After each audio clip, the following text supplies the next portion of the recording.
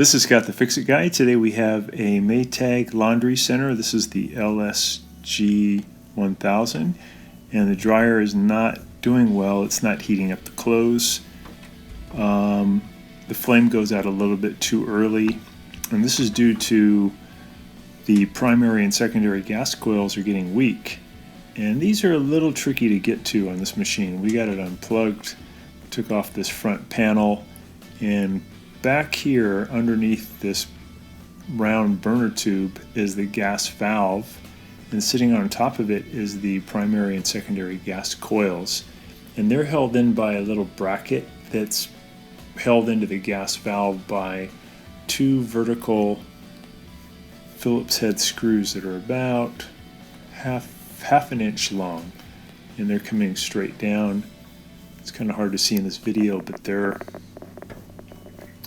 right there, kind of dead center in the back. And what we're going to do to get to these, because it's a little awkward to reach, is we're going to pull the modular wire connectors off of the gas valves first by pulling back and kind of wiggling as you pull. And that'll help to get those out of the way. It'll give you a little bit more room. And we're going to use a Phillips head screwdriver. This is like something that we could plug in usually to a screw gun, and we're going to use a little tiny ratchet to hold it, and then using two hands, one hand, left hand, is going to push the Phillips head screwdriver down into the screw, kind of get it started. Doing it mainly by feel because it's hard to see back there. And then as the left hand pushes down,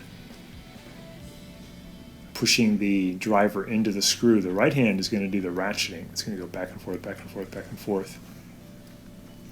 And we'll be able to get these two screws off. It's a little tricky, just got to be patient. And it's good to put a strong flashlight back there so you can see a little bit better. Make sure the dryer is cool when you do this, because this burner tube, if it's been run, it's pretty hot. It could burn your hands. But the trick is to use just this small Phillips head screwdriver piece and a small ratchet, because there's just very little room back there. And using two hands, I was able to get one of those screws out. I'm going to reach in there and do the other one now.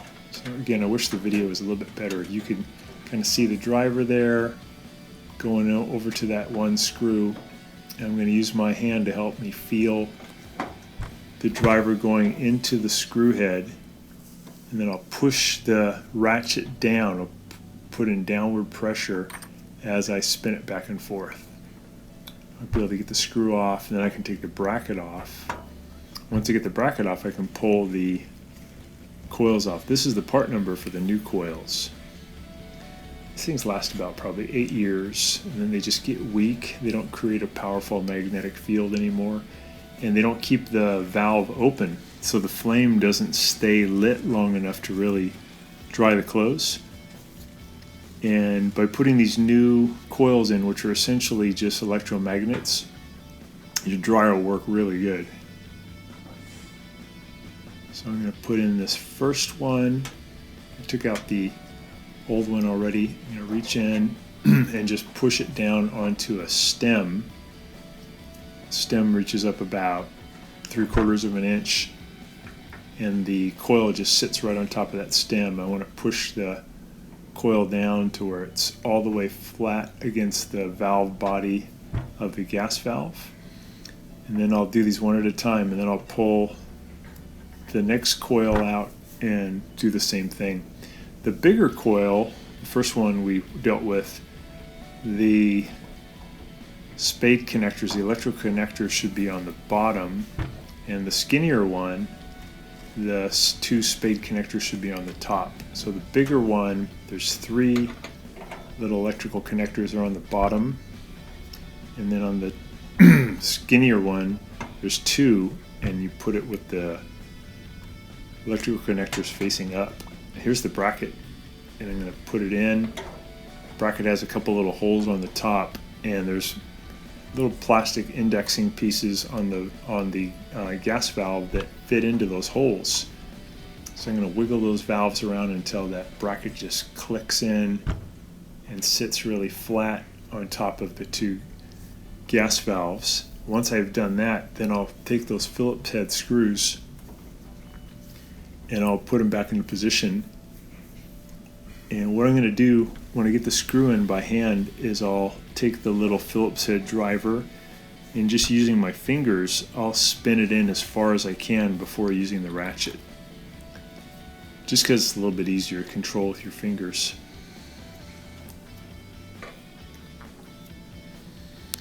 Yeah, I looked online and couldn't find any videos or any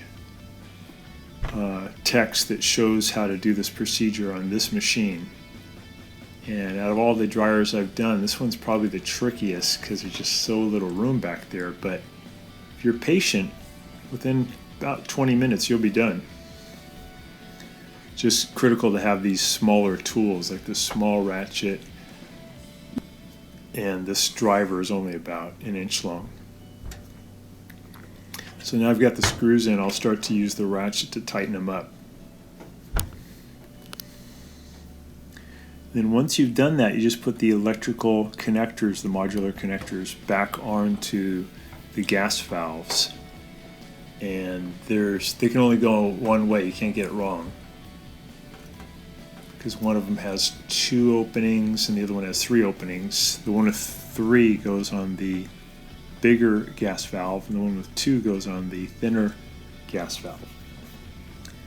And then once you've done that, when the dryer gives power to those valves, it's going to have a powerful magnetic field. It's going to keep the valve open, and you're going to get good heat, and your dryer will work great. Another reason, though, that the dryer could be cutting out is if the vent tube is obstructed. I double checked on this model. This particular one, it was doing great. But if you still have a problem, that's usually the cause. So I'm going to plug it back in. You can see the vent tube's pretty short on this one. And we're going to pick time dry, high heat, which is cotton. And then I'll turn it on and just make sure that the flame is going to last.